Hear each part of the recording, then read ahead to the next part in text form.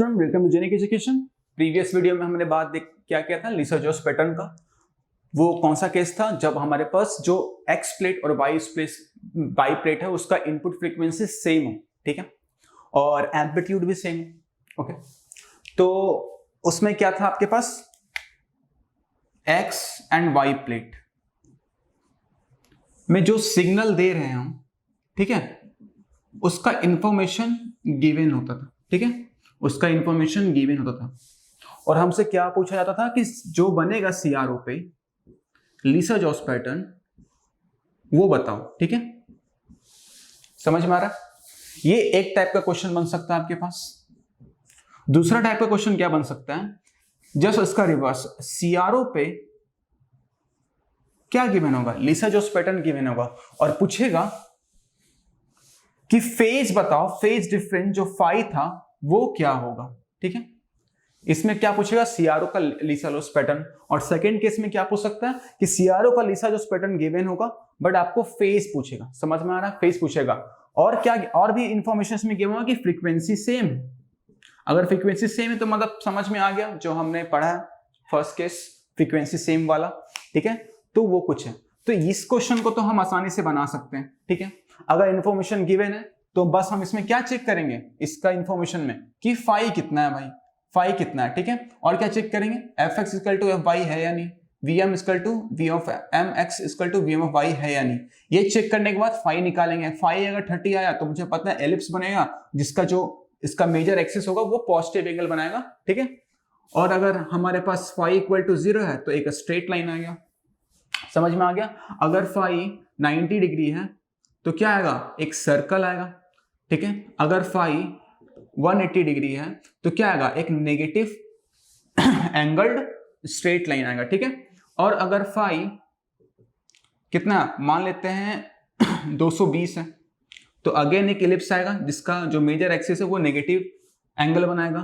और अगेन अगर फाई में ले तो 270 डिग्री, ठीक है, तो क्या आएगा, एक सर्कल आने वाला है। और अगर फाई में अगेन क्या लूंगा 300 डिग्री तो अगेन एक एलिप्स आएगा with positive major axis angle.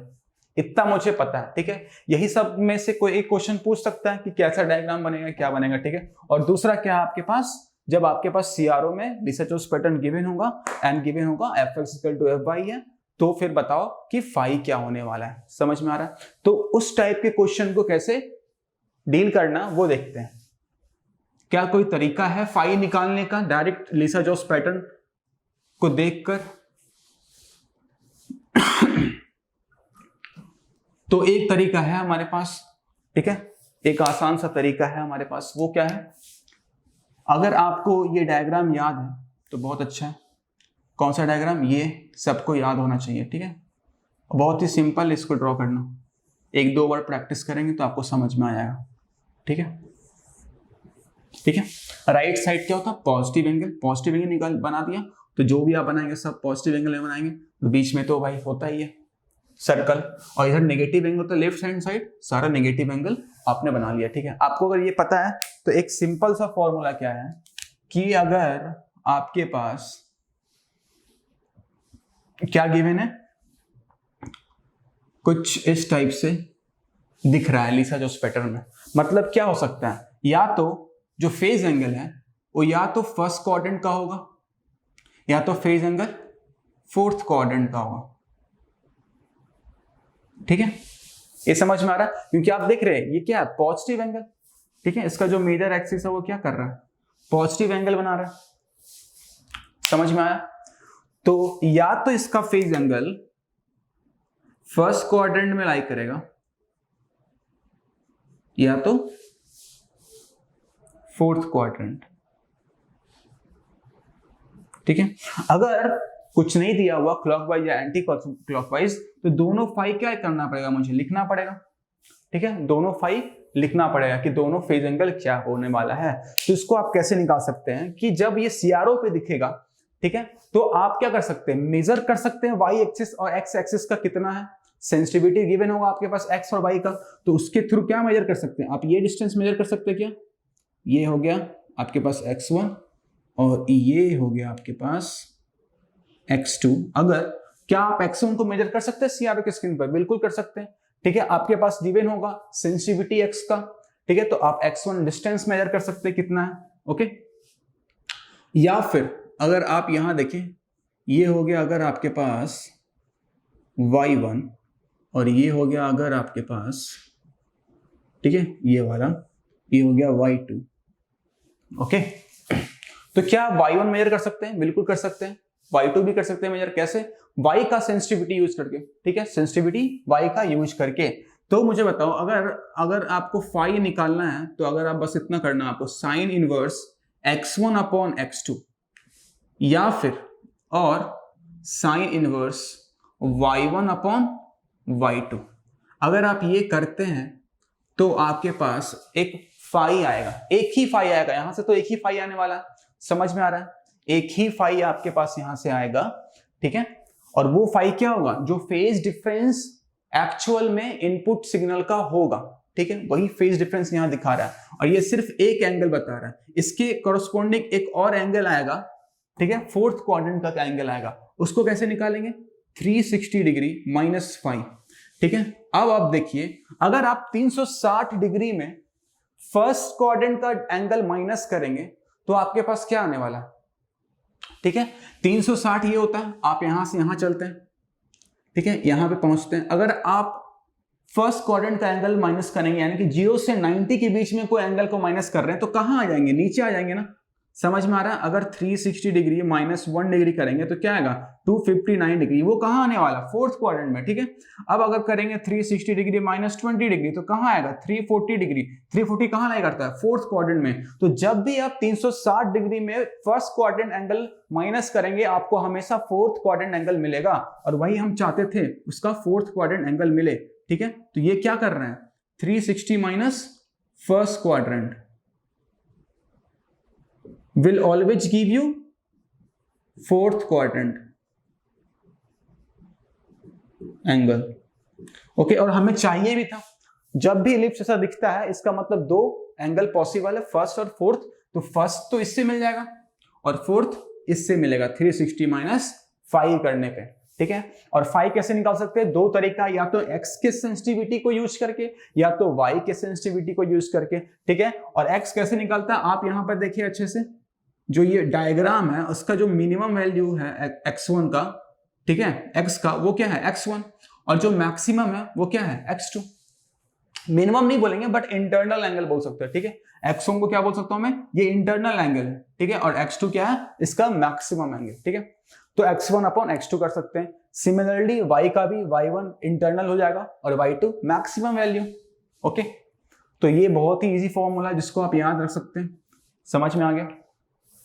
तो ये करने से आपके पास क्या हो जाएगा कि जो भी एलिप्स का जो फाई डिफरेंस है वो 0 से 90 के बीच में होगा, या फिर 0 से 270 के बीच में होगा, सॉरी 270 से 360 के बीच में होगा, वो आपको इस फॉर्मूला से पता चल जाना है, ठीक है। इस फॉर्मूला से आप उसको पता कर सकते हैं, ठीक है। अब दूसरा केस क्या है? ये पॉजिटिव साइड का पूरा बात हो गया। अब अगर नेगेटिव साइड का बात करूं, जहां पर जो आपका मेजर एक्सिस होता है उसका एंगल नेगेटिव होता है, ठीक है, तो उसको कैसे निकाल सकते हैं फॉर्मूला वाइज, ओके। अब वो देखते हैं हम लोग।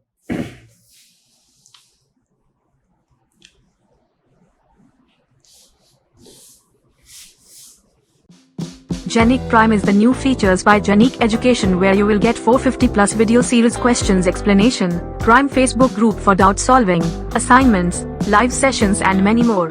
If you are interested, then visit website and join quickly. For any query, call on 9837933283.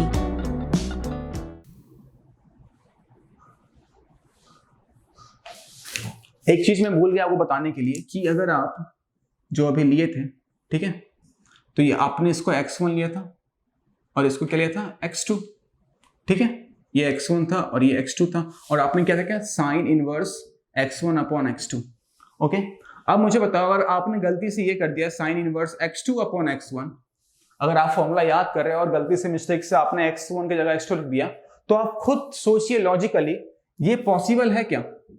Is it possible?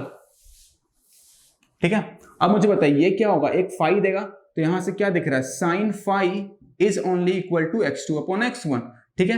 अब ये क्या है, साइन थीटा। साइन थीटा का वैल्यू 1 से ज्यादा बड़ा नहीं हो सकता, 0 और 1 के बीच में रहेगा। अगर आपने x2 अपॉन x1 कर लिया तो आप यहां पर देखिए x2 ज्यादा बड़ा है एज कंपेयर टू x1, तो अगर x2 बड़ा है x1 से तो x2 upon x1 will always be greater than 1, जो कि पॉसिबल नहीं है, जो कि पॉसिबल नहीं है। इसीलिए आपको हमेशा क्या करना है, x1 अपॉन x2 करना है। या तो बोले जो आपके पास इंटरनल एंगल है जो कि छोटा होता है मैक्सिमम एंगल से, तो हमेशा इंटरनल अपॉन मैक्सिमम करना है। मैक्सिमम अपॉन इंटरनल करेंगे तो ये इनवैलिड है, ठीक है, ऐसा कहीं पॉसिबल ही नहीं है, ये बहुत बड़ा मतलब आपका गलती हो रहा है, ठीक है। तो आप उसको ध्यान रखिएगा ये बात को, ठीक है। थोड़ा लॉजिकली सोचिए, तो ज्यादा याद रखने का जरूरत नहीं है, ठीक है। दूसरा केस क्या हो सकता है हमारे पास, दूसरा केस क्या बोला मैंने, जब ऐसा कुछ होगा, टिल्टेड होगा इस साइड से, ठीक है। इसका जो मेजर एक्सिस है वो क्या है, -45 डिग्री, समझ में आ रहा है, ठीक है, नेगेटिव है। तो अब बताइए इस केस में क्या होने वाला आपके पास, अगर आप यहां पे लेंगे ये होगा x1 आपका, और ये जो मैक्सिमम जा रहा है वो क्या जाएगा, x2, ठीक है। ये हो गया x1 और ये हो गया x2। सिमिलरली y का देखिए तो ये क्या हो जाएगा, y1, ओके, और ये क्या आ जाएगा आपके पास, y2, ठीक है, ये हो गया y2। अब अगेन अगर आप निकालेंगे sign inverse x1 upon x2 और sine inverse y1 upon y2, और अगर आप इसको बोल देंगे फाई तो ये हो जाएगा गलत, ठीक है। क्यों गलत होगा, अब यहां पर देखिए इस टाइप का शेप कहां बन रहा है, सेकेंड क्वाड्रेंट में, और कहां बन रहा है, थर्ड क्वाड्रेंट में, समझ में आ रहा है। सेकेंड क्वाड्रेंट का एंगल का जो रेंज होता है वो क्या होता है, 180 डिग्री टू 90 डिग्री के बीच में, ठीक है। अगर मैं बात करूं थर्ड क्वाड्रेंट के एंगल के रेंज का, तो क्या बोलूंगा, ये होता है 270 डिग्री टू 180 डिग्री के बीच में। यानी कि जब भी कोई एंगल आपको मिलेगा जो कि 180 से 90 के बीच में होगा, उसको हम बोलेंगे ये सेकेंड क्वाड्रेंट में लाई कर रहा है। अगर कोई एंगल 270 डिग्री से लेके 180 डिग्री के बीच में लाई करेगा तो मैं क्या बोलूंगा कि ये थर्ड क्वाड्रेंट में लाई कर रहा है। और हमारा दोनों जो डायग्राम है एलिप्स का वो कहां बन रहा है, सेकेंड या थर्ड में। लेकिन अगर आप जब phi equal to sine inverse x1 upon x2 निकालेंगे इस केस में, तो क्या मिलेगा आपके पास, फर्स्ट क्वाड्रेंट का एंगल मिलेगा, समझ में आ रहा, फर्स्ट क्वाड्रेंट एंगल, इससे फर्स्ट क्वाड्रेंट एंगल मिलेगा। और एक जो कि गलत है, क्योंकि ये जो डायग्राम है वो फर्स्ट में लाई नहीं कर सकता, ये लिसा जोस पैटर्न फर्स्ट क्वाड्रेंट में लाई नहीं कर सकता, ये सेकेंड क्वाड्रेंट में लाई करेगा।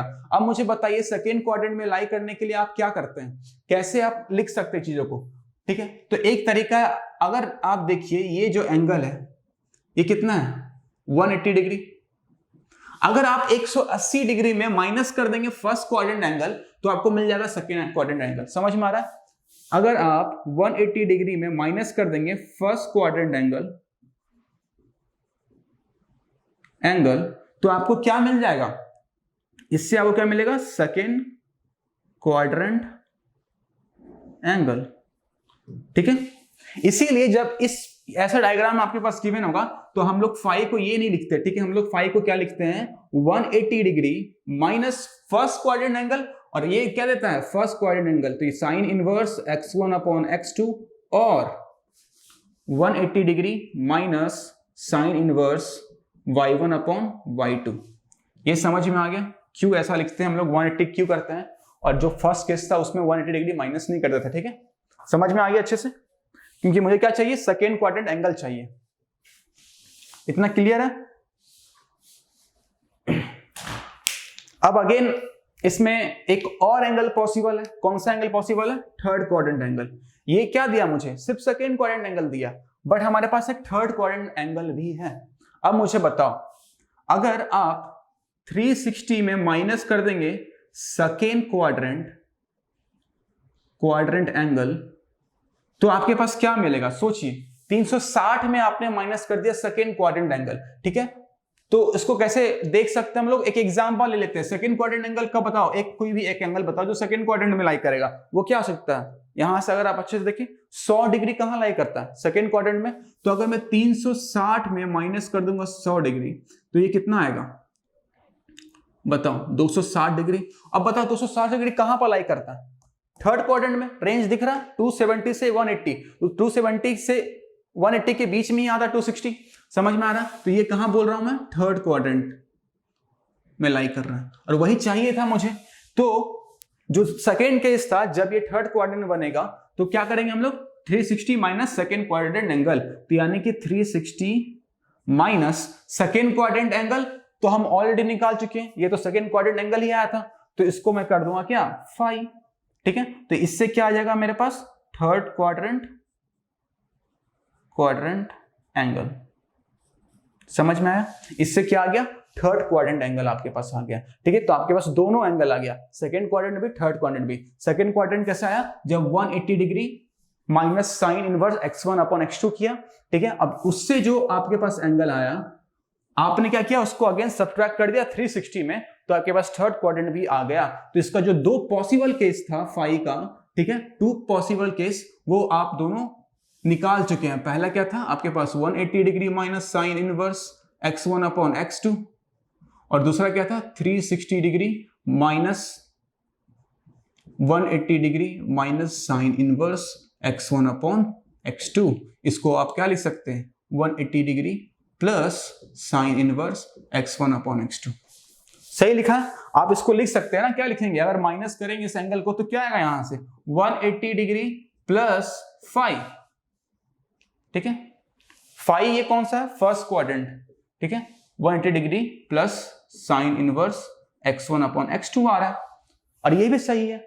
क्यों, अब आप देखो, अगर 180 डिग्री में फर्स्ट क्वाड्रेंट एंगल को प्लस करेंगे तो थर्ड क्वाड्रेंट ही मिलने वाला है, ठीक है। ये पूरा मैथमेटिक्स है, इसमें कोई भी फॉर्मूला यूज नहीं हुआ, ठीक है। बस सिंपल आपको ध्यान रखना है कि जो लीसा जोस पैटर्न है वो किस क्वाड्रेंट में लाई करता है, ओके, ठीक है। यानी कि आपको ये अच्छे से पता होना चाहिए, बाकी सिंपल फिर मैथमेटिक्स है जो आप लोग बचपन में पढ़े होंगे, ठीक है।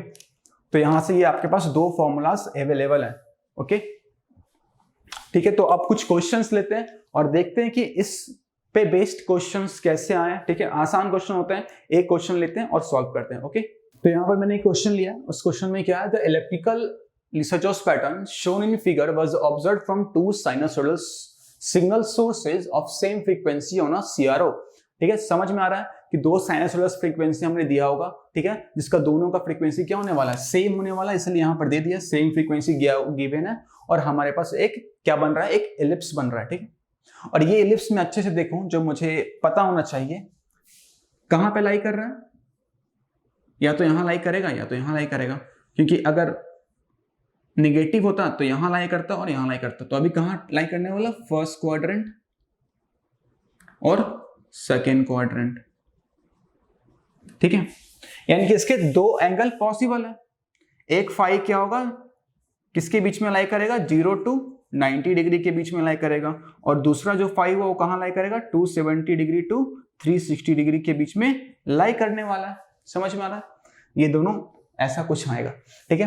तो अगर मैं बात करूं फर्स्ट क्वाड्रेंट के एंगल के बारे में, तो फर्स्ट क्वाड्रेंट का एंगल कैसे बताया था मैंने, दो तरीके थे, फाई था आपके पास sign inverse x1 upon x2 और sine inverse y1 upon y2, जिसमें y1 क्या था, इंटरनल एंगल, ठीक है, जहां पे ये कट करेगा आपको y एक्सिस को, ये देखो यहां कट कर रहा है, ठीक है। या तो आप इसको ले सकते हैं y1, या फिर यहां भी कट कर रहा है तो आप इसको भी ले सकते हैं y1, ठीक है। अगर दोनों को ऐड कर देंगे तो क्या आएगा, 2 टाइम्स y1, वो क्या गिवन है, 2a, तो y1 क्या हो गया, a, समझ में आ गया, इंटरनल डिस्टेंस आ गया। अब मैक्सिमम वैल्यू लेते हैं, तो यहां से ऊपर जाऊंगा मैक्सिमम वैल्यू मिलेगा मुझे y2, या तो यहां से नीचे आऊं तो मुझे मैक्सिमम मिलेगा y2, दोनों को ऐड करूंगा तो क्या आएगा, 2y2 इक्वल टू 2 भी गिवन है, ठीक है, 2 भी गिवन है, तो यहां से y2 क्या आ गया, b।